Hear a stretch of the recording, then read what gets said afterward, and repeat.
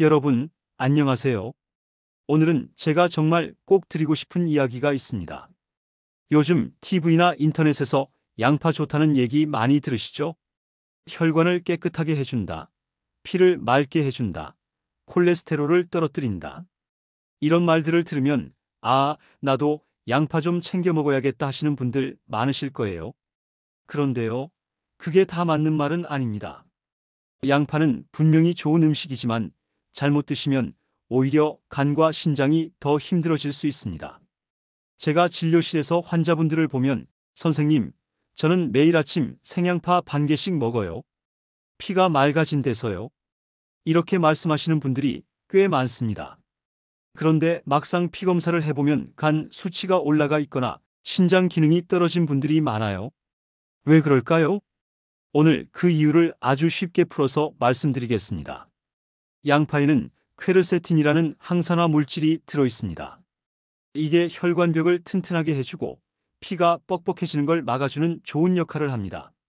그래서 혈압이 높거나 콜레스테롤이 높은 분들에게 도움이 될 수 있죠. 여기까지만 보면 정말 좋은 음식 같아요. 그런데 양파 안에는 또 다른 성분이 숨어 있습니다. 바로 유황화합물이라고 하는 성분이에요. 이게 양파의 매운맛, 냄새, 눈물 나는 그 자극의 정체입니다.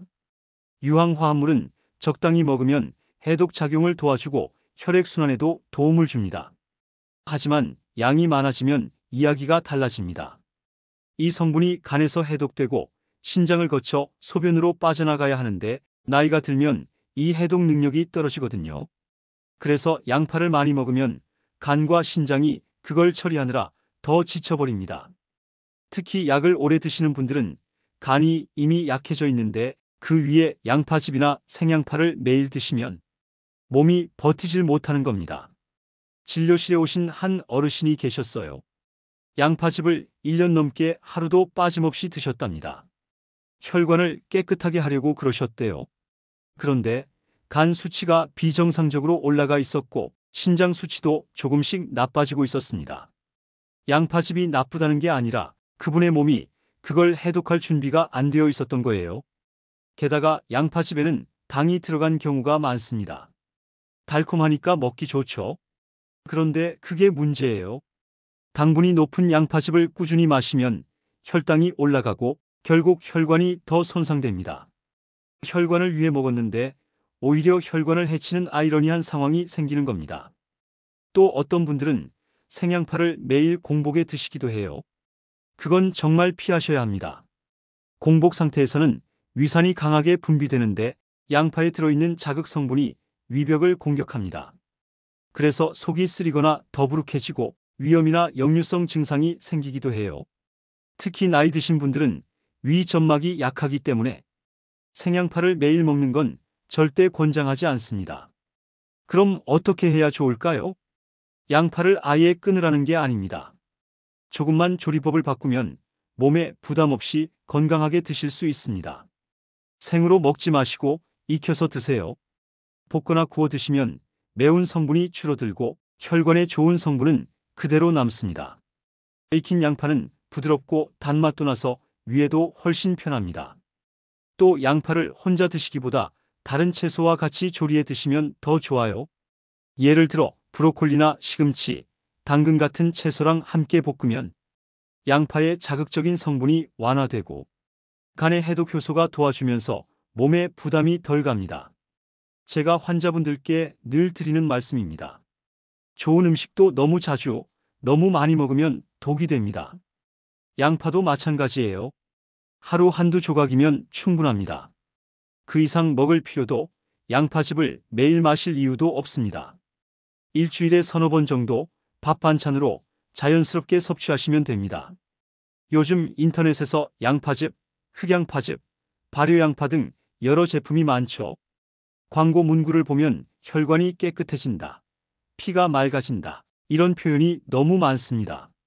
하지만 실제로는 개인의 간 상태, 신장 기능, 그리고 평소 약 복용 여부에 따라 반응이 완전히 달라요. 그래서 남이 좋다고 나에게도 좋은 건 절대 아닙니다. 우리 몸은 60세, 70세가 되면 예전 같지 않습니다. 간이 피로를 풀어내는 속도도 느려지고 신장이 노폐물을 거르는 능력도 조금씩 떨어집니다. 이런 상태에서 자극이 강한 음식이 자꾸 들어가면 몸이 점점 더 피로해지는 거예요. 그래서 제가 오늘 꼭 드리고 싶은 말은 이겁니다. 음식은 양보다 질 그리고 나에게 맞느냐가 훨씬 중요합니다.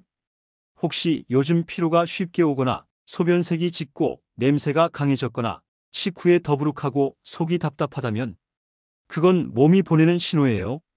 양파를 비롯한 강한 자극의 음식들을 잠시 멈추고 몸을 좀 쉬게 해주셔야 합니다. 그 대신 미지근한 물을 자주 드시고 싱겁게 조리된 채소와 곡류 위주의 식사를 해보세요. 며칠만 그렇게 해도 몸이 훨씬 가벼워지는 걸 느끼실 겁니다. 양파는 적당히만 드시면 여전히 좋은 음식입니다. 피를 맑게 하고 염증을 줄이고 면역력도 올려줍니다. 하지만 모든 음식은 내 몸의 상태를 보고 결정해야 합니다. 건강은 돈으로 사는 게 아니라 매일의 선택으로 쌓여가는 거예요. 지금 이 순간 내가 먹는 한 숟갈이 내일의 건강을 만드는 겁니다.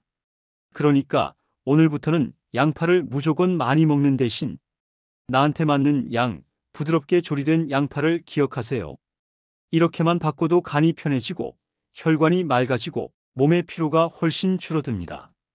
그게 진짜 현명한 건강 습관이에요.